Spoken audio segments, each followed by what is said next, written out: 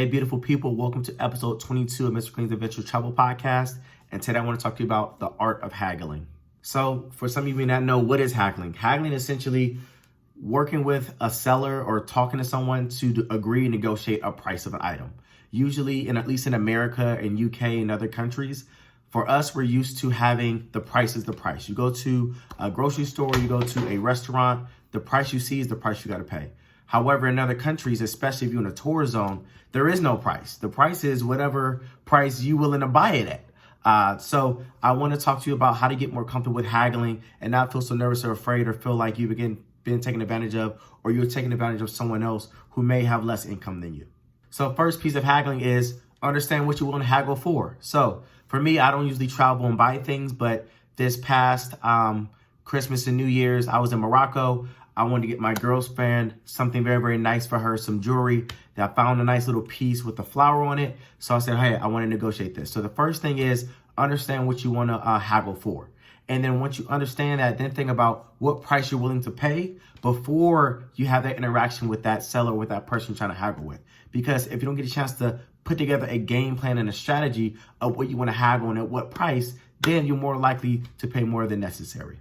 So in the case of my girlfriend's bracelet, hey, this bracelet's really nice. In the US on Amazon, I may pay 50, 60 bucks for it, but it's Morocco. You know, one, I want to make sure it's real silver. And two, the cost of things here are relatively cheaper. So take that price what you want to pay for something you want to buy, and then start out with offering 50 to 25% of that price. Because if you have a minimum or max you want to pay, you want to start the negotiations much lower before letting the seller start off with their price, which is, the guy was like, hey, 200 bucks for this. And I said, I laughed. I said, hey, we're not starting at that pace. We're going to start at 15, 20 bucks for this. And then I worked my way up and ended up at a price paying like 30, 35, 40 bucks for it. So some other things to think about is throughout that process, stay calm and stay firm, right? I know people get jittery, they don't like to negotiate, but the thing is, if you practice or do it over time, it's not that bad, it's not that hard, it's actually kind of fun. And if they know that you're good at it, they're expecting to have that dialogue with you. At the end of the day, they'll end up at a good price, you end up at a good price. So remain calm, don't get disrespectful, don't start claiming they're trying to take advantage or use you. It's a part of their culture or their nature. So if you want to truly embrace another country, another place, truly embrace it. And that may mean, as I said before, it may mean that you may need to be uncomfortable in situations. And that's an opportunity for you to grow. So being uncomfortable, trying something new, such as haggling, is not a bad thing. It's a way for you to try something new and grow and learn. So you'll get to a point where now you're no longer nervous when you want to do it or have to do it in other countries you may want to visit. So on top of that, another thing you want to do when you want to haggle is never sound desperate. Remember, when you're haggling, negotiating, you want to make sure you have more leverage. The more you're showing your emotion, the more you sound desperate or you need something, the more they say, oh, this person needs to buy this. That means that they're willing to pay more for it. But no, what you want to do is you want to take a step back, act like you're 50-50 on a board where you want to buy it or not buy it, and then give the impression, even if it's not true, that you saw this somewhere else at a much cheaper price. Because what you want to do is you want to lower that price, because as a foreigner, they already think you're stupid.